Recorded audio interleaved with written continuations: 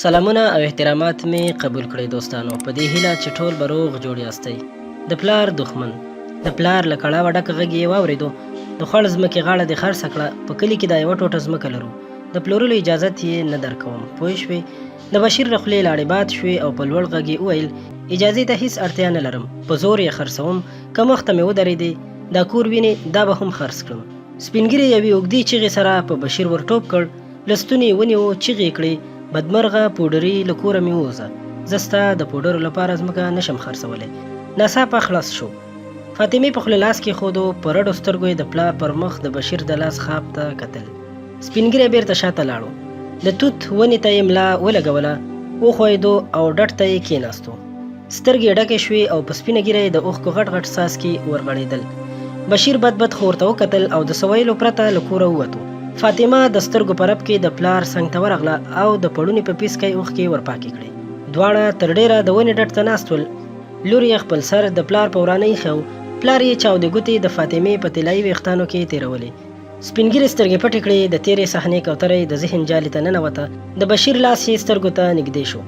پلار یې د پاته لاس پورته کوه چې زوروره څپېړه یې پر مخ ولګېده. چیغه یې کړه نه. د لاس ګوتې په هوا کې راټولې شوې. زړه یې غوښتل په زوره زوره چیغې ووهي خو غیرت اجازه نه ورکوله. اواز به یې ستوني کې خپ شو. د ګردو تنګو سترګو یې رڼو اوښکو منډه کړه. په ژړغونې غږ یې وویل فاطمې لورې کاشکې د بشیر پر ځای مې یوه بله لور وای. د دې په راتګ سره مې ښه ورځ نه ده لیدلې. د زیږېدو په 4مه ورځ یې مور مړه شوه. زه یې په زیږېدو دومره خوشحاله وم چې د مور غم یې راته هېڅ نه و. لنډه دا چې خپل هر څه مې د ده لپاره قربان کړل او نن ورځ یې دا ده. نوره خبره یې په خوله کې وچه شوه او په کړیکو کړیکو یې وژړل. ښایسته شېبه تېره شوه. فاطمې چای راوړ. پیاله ډکه شوه. لور یې په خوند خوند د پلار مخ ته کتل.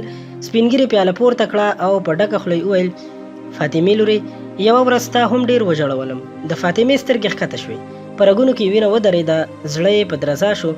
پلار یې نیمه پیاله په ځمکه کېښوده او په خوند یې وویل کله چې زما 5 لوڼه یو بل پسې یعنې پرله پسې نړۍ ته راغلې د هر ځل په څېر به په شپږم وار هم په دې تمه وم چې دا ځل به هلک وي. خو د الله جل جلاله خوښه بل ډول وه.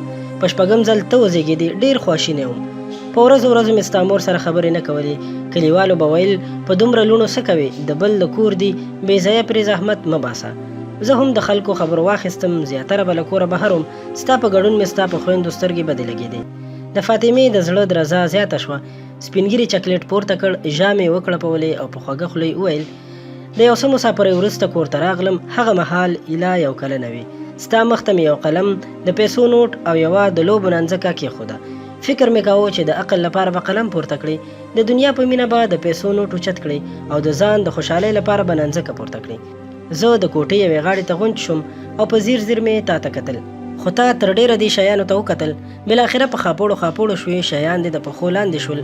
خاپوړې دې نورې هم ګړندۍ شوې او راغلې زما په غېږ کې کېناستې. په هغه ورځ مې ډېر وژړل. دوستانو لوڼه رښتیا هم د الله تعالی رحمت وي. هېڅکله هم پرې ناشکري نه دي کول پکار. په دې هیله چې دا کیسه به ستاسو خوښه شوې وي. له نورو همدغسې په زړه پوره کیسو اسلامي او طبي معلوماتو لپاره در سره زموږ چینل ضرور سبسکرایب کړئ.